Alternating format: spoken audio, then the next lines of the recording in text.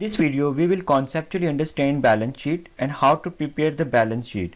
After watching this video you are able to create the balance sheet. So let's start. What is balance sheet? Balance sheet is a financial document which provides the financial information to all stakeholders. Balance sheet shows the financial position of the company at a certain date. When we are preparing the balance sheet for XYZ company, the name of the company should be placed on the top. And then we write the balance sheet, and after that we will write the date. It is the date which includes the complete accounting period, financial information as on 31st December 2017. Balance sheet is broadly classified into three main categories. The first is asset, liabilities and owner's equity. First of all, what is an asset? I like to define asset in one word, which means is something which company owns. Let's suppose you own something in your personal life such as car, clothes, home and so on. Similarly, company owns. Assets are further classified in subsection.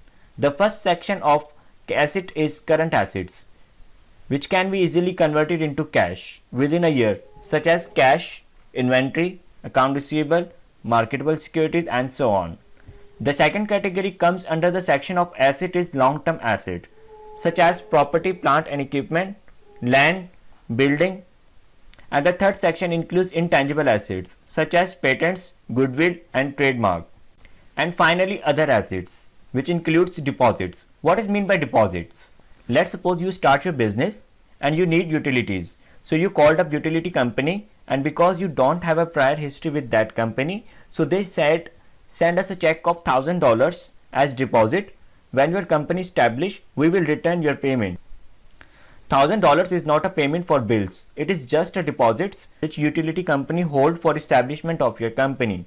We add up all the subsections of assets, which gives the total asset figure. Another section of balance sheet is liabilities.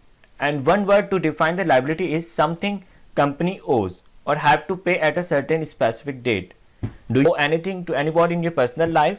It could be a student loan, car loan, mortgage loan and so on. Liability sections also have certain subsection. The first subsection of liability is current liabilities, which must be paid within 12 months, such as accounts payable, which means company purchase items on credit. Students can confuse on accounts payable and accounts receivable. Account receivables means company receives something, and accounts payable means company have to pay something. And then accrued expenses. Accrued expenses are those expenses in which we used the services but we will pay later. And then wages payable. Your employees are working for your company and you owe their salaries, which are liabilities on you. You should have to pay to their employees. The second subsection of liabilities is long-term liabilities. Let's suppose you buy a car and you write a promissory note to a buyer and payment will be longer, more than 1 year. It's called long-term notes payable. We add up all the subsections of liabilities, which provides the total liabilities figure. Now we talk about the owner's equity. It is the owner's claim on asset of the company. Typically there are different accounts included in the owner's equity. Your company needs money for a certain project, so they issue the shares. Shares for first time, it's called the common stock, and when company issued shares for second time, it's called the preferred stock.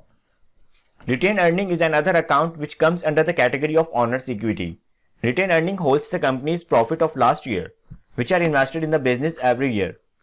Whenever company generates the profit, which increase the retained earning. Whenever there is a loss in the business, retained earning is decreased. Dividends came under the category of retained earning accounts. Another way to understand the owner's equity is that it is the net worth of the company. We add up all the subsections of owner's equity, which provide the total figure of equity. At the end, we add up the total liabilities and total equity. In balance sheet, asset must be equal to the liabilities and owner's equity. This is the overall perform of balance sheet. I hope you can easily make the balance sheet because in previous lectures, you all studied about the components of assets, liabilities and equity and also familiar with the rules of debits and credits. Once we have understand how to create the balance sheet, in the next video, we will conceptually understand how to create the income statement.